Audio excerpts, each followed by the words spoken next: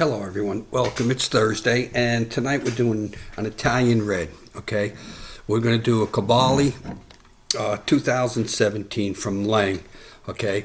And it's a Nebbiolo, okay?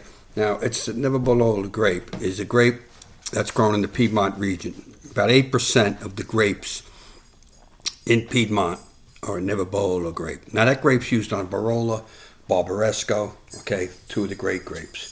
The Piedmont region. Now, the sub-region in Piedmont is the Lang region, okay?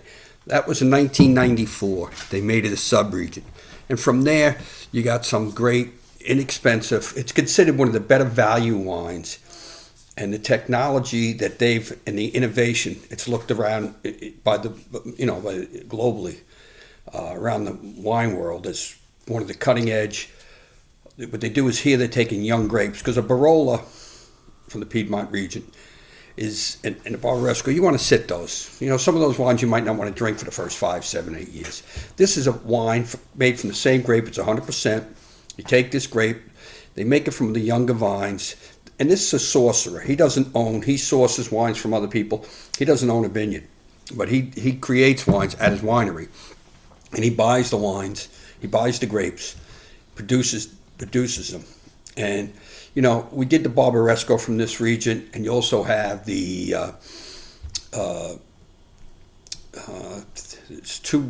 there's the Barbaresco and the Barbaresco and the Barolo are from the Piedmont. The less expensive wines, okay, is the Barbera. Okay, the Barbera wine is inexpensive wine. Now, this grape is considered to be similar to a Pinot Noir grape. It's a finicky, hard grape to raise sometimes. It's a territorial grape variety, so it grabs the earth where it is. The climate matters a lot. So when you drink this wine, and this wine's pretty much, some's produced in Southern California, some's produced in Chile, and it's produced in down by the bay. We were talking about last night, San Pablo Bay, because of the grape, because of the air, the coolness from the ocean. Okay, this is northern. They get the cool nights. This is rugged, and Piedmont region is, out of all the regions in Italy, it's probably the most hilliest and mountainous. It's right in the base of the Swiss Alps. Okay, so you get that cold air, and you get it loves limestone and clay, which you have there. So these regions, they take a younger grape and they buy grapes from, quality places, and they make 11 different wines, this Covalli, and he is a price point wine. Like you go buy a Barolo in a store, you're going to spend you're going to be spending 50, 75, 60, 49, this wine, to start, he makes a $35 Barolo. He makes a Barbaresca. And he's been getting good high ratings. He's been getting the last 10 to 12 years. He's getting 88s, 89s, and this is a 90. Okay? So, and the grape it's a good grape. It's a cherry, spice, pepper, and it usually tends to be a little lighter. Okay? The youngness of it in color, it'll be a little translucent. When we pour it, it should be translucent, okay? Because the Barbaresco, all those grapes, they come in ruby, they sit, but they as they age, they get darker, okay?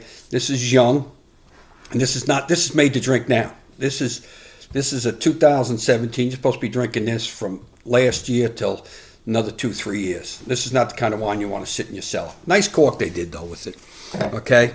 Now,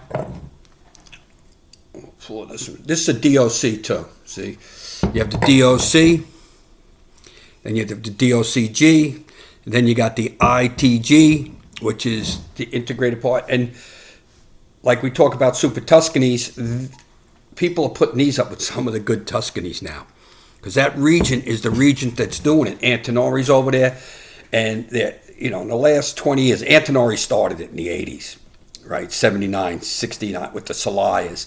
And more people are coming in with the same technology, trying to figure it out, go with the grape. So you can get great buys, okay? And this grape, it's going to pick up, like a Pinot, It's going to pick up the difference in climate, like I said, and the soils, and it can change from region to region. Now, this grape's not grown, but a Pinot Noir, you take a Pinot Noir, you put it in France, you put it in Chile, you put it in United States, wherever you put it, it's going to get a different taste because it picks up a lot from the soil. And the same with this wine, you know. And this wine is a hillside wine. You know, they build them up on the tops. It's a great region. Like 8% of the grapes grown in the region is this grape. Okay. And this is the best valley for this grape. 8% of the grapes grown there, but the majority of the Nebbiolo grapes are grown in Piedmont. This is a nice, you know, this is what I like. It's got big cherry. Okay, it's got a lot of black fruit. And this wine is aged too. This wine they aged for, you know, they're aging this wine 18 months in wood, you know. And it's a $13 bottle of wine. It's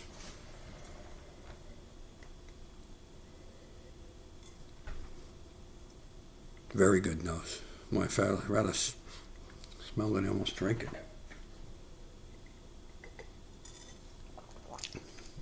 It's one of the oldest grapes. This grape's 13th century. And pretty much just in this one region. You know, like this is a young vine. This vine's probably a 10 to 20 year vine. Some of the Barolas and the soils, they'll pick the difference. See, the word Nebbiolo, right? Nebbiolo, that means fog. You know, it's derivative from the word fog. And but in this valley, see that in the fog with the grapes, a lot of times they get a white callus on it, like they call it, like almost like a salty callus, kind of foggy, musty. But most of these wines are grown above the valley. They build them on the hilltops, so the fog, you know, when a fog sets in a valley, it doesn't affect these wines. Almost all of them are planted above the valley, in the foothills. Another wine is the Delacho. That's another wine from Langhe. So you have the Barbera, three, you know, that are really, you know, as far as production of wines, year after year they're growing. Because it's a young wine, it gives you the same Barolo taste. You don't have to wait 5 or 6 years. It doesn't give you the same, but it gives you that rich cherry.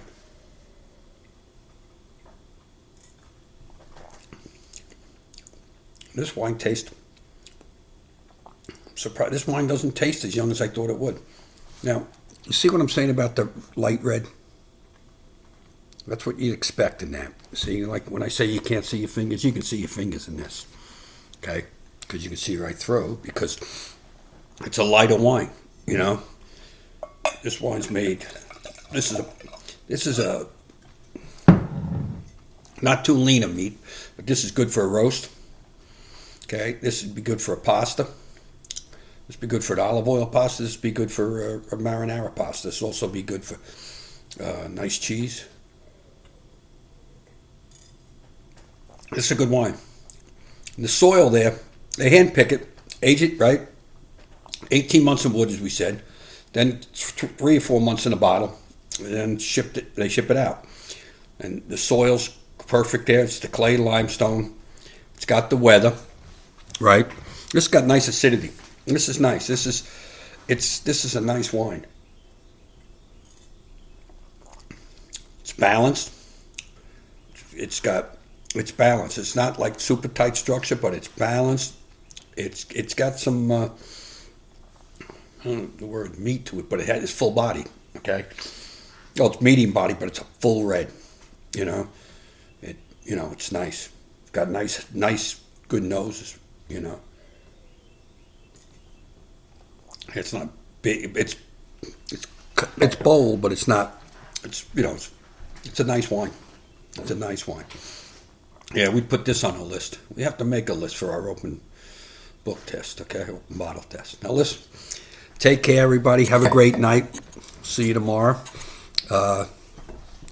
Weekend came quick because we're off Monday, so, well, we all been off too long. But listen, God bless, take care, and keep everyone in your prayers, in your thoughts, and twirl the glass, wash the hands, and, think about the good things in life, okay? Take care, and God bless. Good night.